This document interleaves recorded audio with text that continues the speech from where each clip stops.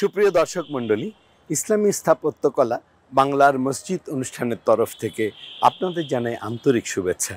এই অনুষ্ঠানের মাধ্যমে আমরা ঐতিহ্যবাহী মসজিদের পরিচিতি তুলে ধরার চেষ্টা করি। আজকে আমরা তুলে ধরব ঈদগাহ জামে মসজিদের পরিচিতি। ঢাকা শহরের ধানমন্ডি এলাকায় এই মসজিদের অবস্থান।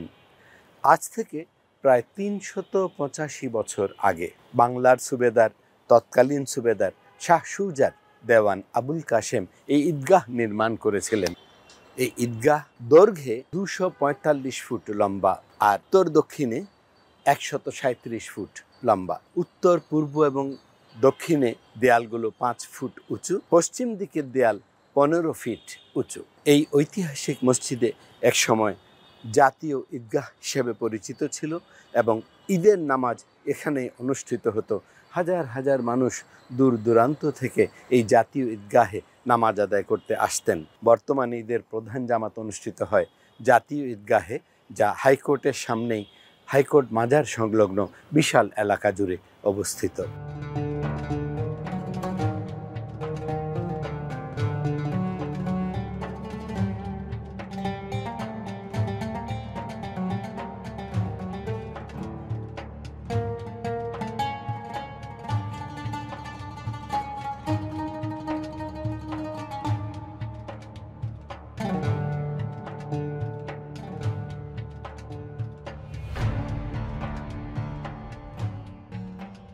এই ঈদগাহের এই মেহরাবের সামনে আমরা এখন দাঁড়ানো। আমরা লক্ষ্য করছি বিশাল মেহরাব।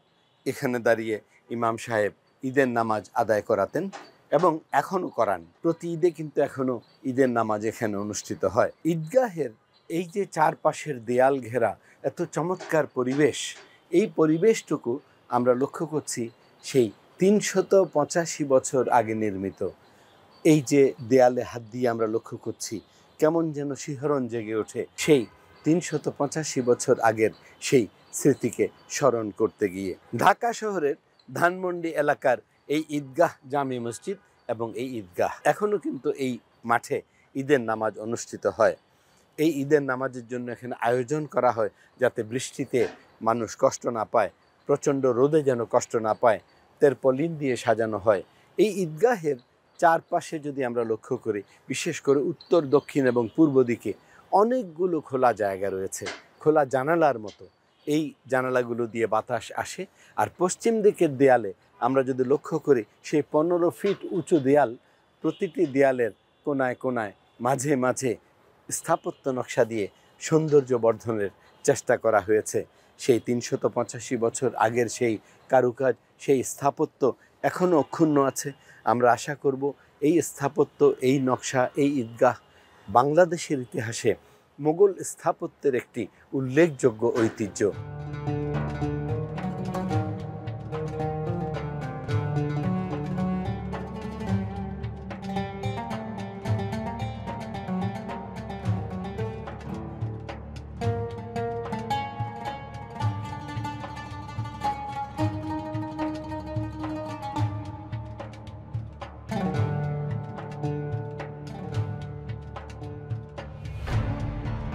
এই ধানমন্ডি ঈদগাহ জামে মসজিদে 5টি প্রবেশ পথ রয়েছে। এই পথগুলো দিয়ে মুসল্লিরা মসজিদে প্রবেশ করে নামাজ আদায় করেন। বারান্দা বরাবর আমরা লক্ষ্য করেছি উপরে 3টি গম্বুজ রয়েছে, মূল নামাজ ঘরে একটি। সর্বমোট 4 গম্বুজ বিশিষ্ট এই ধানমন্ডি ঈদগাহ জামে মসজিদ।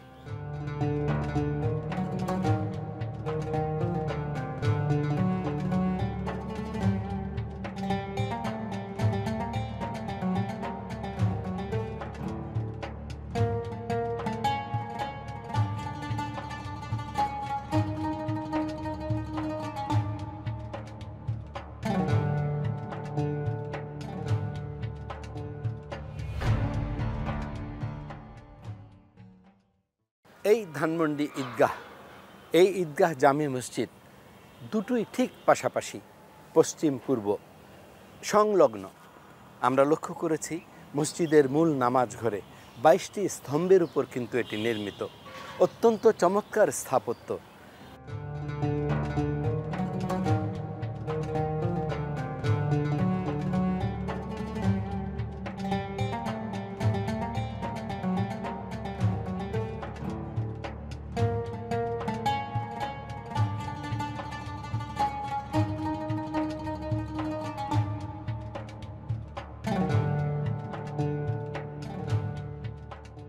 কাঠের কারুকাজগুলো প্রতিটি পিলারের সাথে যে করা হয়েছে অত্যন্ত মনোমুগ্ধকর, তাকিয়ে থাকতে ইচ্ছে করে। যখন সবুজ বাতিগুলো জ্বলে ওঠে তখন মনে হয় আমরা যেন অপূর্ব একটি মহান আল্লাহ পাকের ঘরের অভ্যন্তরে আছি। সবুজ লাইট, এই কাঠের কারুকাজ, সারা মসজিদ জুড়ে, এত বিশাল মসজিদ।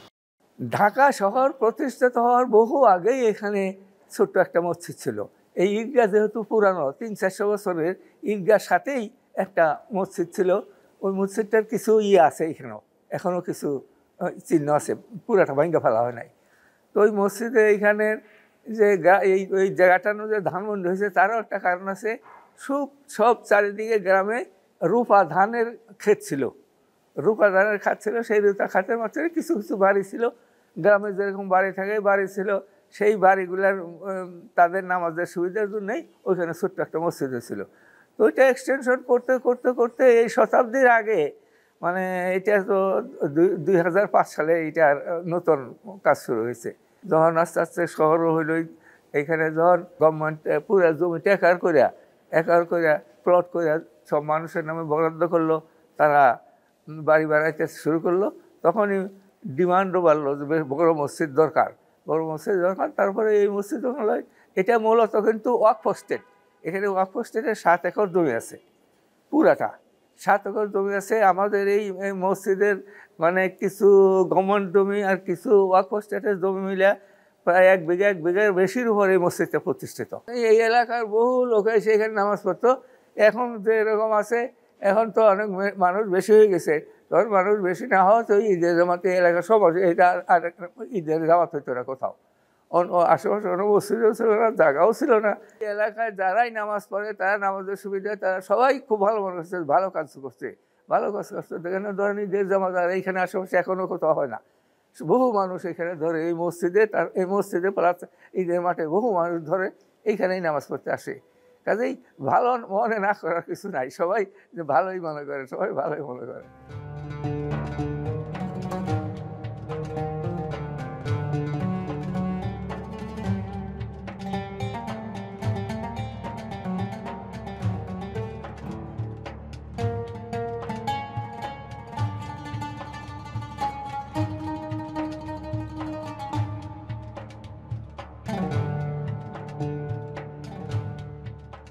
যে স্থাপত্য নকশা করা হয়েছে, কাঠের কারুকাজ করা হয়েছে, যারাই করেছেন সত্যি তাদেরকে প্রশংসা করতে হয়। এত আন্তরিকতার সাথে এই কাজগুলো করেছেন। আমরা এখানে 12 জন স্টাফ আছি। একজন খতিব সাহেব, সহকারী ইমাম সাহেব আছেন একজন, মুয়াজ্জিন সাহেব আছেন একজন, আমরা খাদেম আছি 8 জন। আমাদের এখানে মুসল্লি হয় ওয়াক্তিয়া নামাজে 500 550, বিশেষ করে মাগরিবের নামাজে একটু বেশি হয়, প্রায় 1000 লোক এখানে নামাজ পড়ে। জুমার নামাজে প্রায় 6000 লোক নামাজ পড়ে এখানে। রমজানে আলহামদুলিল্লাহ মসজিদ ভরপুর থাকে। আমাদের নিচতলা এবং দোতলা কমপ্লিট হয় আলহামদুলিল্লাহ। মসজিদ আমাদের আশপাশ যে মসজিদগুলো আছে আলহামদুলিল্লাহ, অন্যান্য মসজিদগুলো আলহামদুলিল্লাহ আমাদের মসজিদটা অনেক সুন্দর। এবং বিশেষ করে আমাদের প্রায় 1 বছর হয়েছে এখানে ডেকোরেশনের কাজ হয়েছে, এসির কাজ প্লাস ডেকোরেশন। সেই জন্য মসজিদ আলহামদুলিল্লাহ অনেক ভালো, অনেক সৌন্দর্য।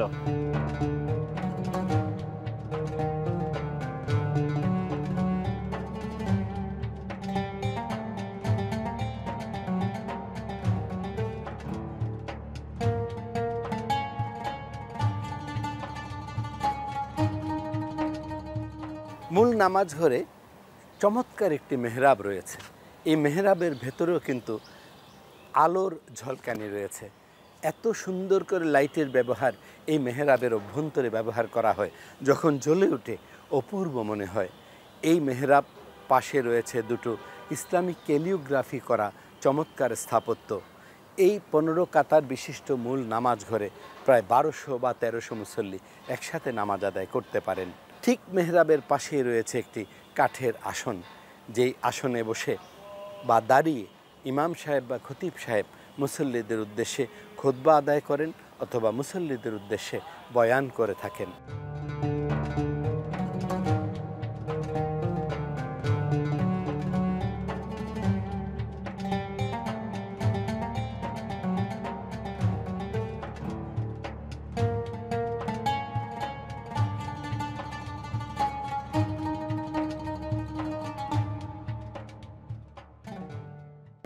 আমরা এখন কথা বলবো ধানমন্ডি ঈদগাহ জামে মসজিদের শ্রদ্ধেয় পেশিমাম হাফেজ মাওলানা আবু সাঈদের সাথে। আপনি এই ঐতিহাসিক মসজিদ সম্পর্কে আমাদের কিছু বলবেন? 385 বছর আগের ঐতিহ্যবাহী মসজিদ এবং পাশেই একটা ঐতিহ্যবাহী ঈদগাহ রয়েছে। সেই থেকেই বাংলাদেশ সহ বহির্বিশ্ব এই ঈদগাহর সুখ্যাতি সুনাম রয়েছে এবং এর পাশেই প্রাথমিক পর্যায়ে ঈদগাহ সংলগ্ন ছোট একটি মসজিদ ছিল। এর পরবর্তীতে পর্যায়ক্রমে এটাকে আস্তে আস্তে নির্মাণ কার্যক্রমের মাধ্যমে আস্তে আস্তে বাড়তে থাকে। 4 থেকে 5 হাজার মুসল্লিয়ান ইকরাম এই মসজিদে নামাজ আদায় করেন এবং রমজান মাসে যখন রমজানের জুমাগুলো আদায় করা হয় সেখানে 8-10 হাজার মুসল্লি মসজিদে নামাজ আদায় করেন। এবং এই মসজিদের মধ্যে যারা আমরা খেদমতে নিয়োজিত রয়েছে, আমাদের খতিব সাহেব তিনি জুমার খুতবা প্রদানের সাথে সাথে সাপ্তাহিক তাফসিরুল কোরআন এবং এই মসজিদের মধ্যে একটা প্রত্যেক মাসে সুন্নতে রসুল সাল্লাল্লাহু আলাইহি ওয়াসাল্লামের উপরে গুরুত্বপূর্ণ নসিহত হয় এবং মাসিক যে ইসলাহি বয়ান, আত্মশুদ্ধিমূলক ইসলাহি বয়ান এই মসজিদের মধ্যে হয়ে থাকে। ফজরের পরে হাদিসের তালিম হয়ে থাকে এবং ফজরের পরেই যারা বয়স্ক কোরআনে কারীম শিক্ষা করে তাদের জন্য ব্যবস্থা রয়েছে এবং আসরের পরে তালিম হয়, সেখানে আত্মশুদ্ধিমূলক এবং নামাজ, ইবাদত, মুআমালাত, ইমানিয়াত, মুআমালাত, মুআশারাত, আখলাক, ইসলামের যে 5টা বৈশিষ্ট্য আছে সেই বৈশিষ্ট্য সম্পর্কে পর্যায়ক্রমে তালিম হয়। আমরা শ্রদ্ধেয় পেশিমাম মাওলানা মোহাম্মদ আবু সাঈদের মুখে এই মসজিদ সম্পর্কে অনেক কিছু শুনলাম। আমরা আশা করব এই মসজিদের মহান আল্লাহ পাক যেন দিন দিন আরও উন্নতি দেয়, আরও যেন মুসল্লি এসে নামাজ আদায় করে মুখরিত হয়ে থাকে দিন রাত এই মসজিদ মহান আল্লাহ পাকের ইবাদত।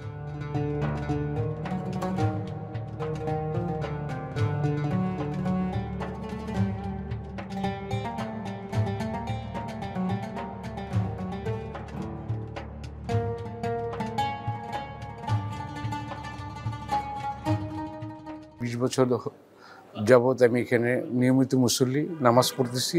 এখানে এটা একটা ঐতিহ্যবাহী মসজিদ, মোগল আমলের। এখানে অনেক পুরানো মসজিদ ছিল, পুরানো মসজিদ সংস্কার করে এখন নতুন রূপে রূপান্তরিত হচ্ছে। এখানে অনেক অনেক দূর থেকে মুসল্লি আসে এবং নামাজ আদায় করে। অনেক ইসলামিক আলোচনা হয়, আরবি শিক্ষা হয় বয়স্কদের জন্য। এবং এখানে পাশে মাদ্রাসা আছে, মাদ্রাসার ছেলেরা আরবি শিক্ষা গ্রহণ করে এবং হাফেজ হয়। এখান থেকে অনেক সুনাম আছে এই মসজিদের। আমরাও এখানে নামাজ পড়ে অনেক আনন্দ পাই। অনেক সময় দেখা গেছে আছর পড়তে আসলে মাগরিব এশার পরে আমি বাসায় ফিরি।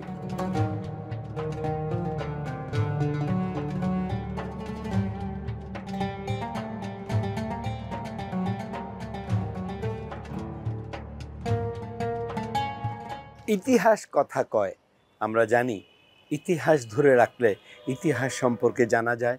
ইতিহাস জানার জন্য, শেখার জন্য দূর দূরান্ত থেকে, দেশ বিদেশ থেকে মানুষ আসে। আমাদের দেশ থেকে বিদেশে যায় ইতিহাস জানার জন্য।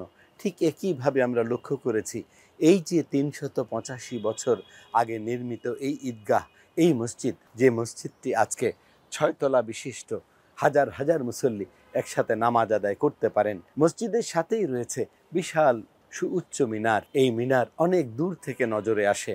এই মিনার দেখলেই মনে হয় এই তো আমরা এসে গেছি ধানমন্ডি ঈদগাহ জামে মসজিদে। এত চমৎকার এই ঈদগাহ, এত চমৎকার এই মসজিদ, আমরা লক্ষ্য করেছি অনেক মানুষ নামাজ আদায় করার সাথে সাথে এই ঐতিহাসিক স্থাপনা পরিদর্শন করেন। দেশ বিদেশের লোক আসে এই ইতিহাস জানার জন্য, ইতিহাস দেখার জন্য। একটু দেয়ালটি ছুঁয়ে দেখে অনুভব করে যে এই দেয়াল আজ থেকে 385 বছর আগে নির্মিত। আমাদেরও অবাক লাগে যে মহান আল্লাহ পাকের ঘর এই মসজিদ, মহান আল্লাহ পাকের ঈদের নামাজ অনুষ্ঠিত হতো এই ঈদগাহে, কত চমৎকার করে এখনও অক্ষুণ্ণ রয়েছে। আমরা আশা করব আগামী প্রজন্ম যারা আসবে তারাও কিন্তু এই ঈদগাহ জামে মসজিদের যত্ন নেবে, যাতে এই ঈদগাহ জামে মসজিদ আরও হাজার হাজার বছর বেঁচে থাকতে পারে। আপনারা যারা আপনাদের নিজ নিজ এলাকার স্থাপত্য সৌন্দর্য সমৃদ্ধ মসজিদের পরিচিতি তুলে ধরতে চান, তারা আমাদের কাছে ইমেল পাঠাতে পারেন। আমাদের কাছে ইমেল পাঠানোর ইমেল আইডি producerbanlarmasjid@gmail.com। ধানমন্ডি ঈদগাহ জামে মসজিদ, এই ইতিহাস 385 বছর ধরে বেঁচে আছে এই স্থানে। আমরা লক্ষ্য করছি এই ঈদগাহ, এই মসজিদ, এই সুউচ্চ মিনার, আমার হাতের বাম পাশে ইতিহাস লেখা আছে ঈদগাহ মসজিদের। এই চমৎকার স্থাপনা, ঐতিহাসিক স্থাপনা মোগল আমলে নির্মিত। আমরা আশা করব এই স্থাপনা যুগ যুগ ধরে যেন অক্ষুণ্ণ থাকে। বাংলাদেশের বুকে এই ধরনের মসজিদ এবং মসজিদ ভিত্তিক যত স্থাপনা আছে সবগুলো যেন আমরা রক্ষা করতে পারি, সবগুলো যেন মহান আল্লাহ পাকের রহমতে বেঁচে থাকে। এই প্রত্যাশা করে আজকের মতো শেষ করছি ধানমন্ডি ঈদগাহ জামে মসজিদের পরিচিতি। আগামীতে দেখা হবে মহান আল্লাহ পাকের ঘর অন্য কোনো মসজিদের পরিচিতি নিয়ে।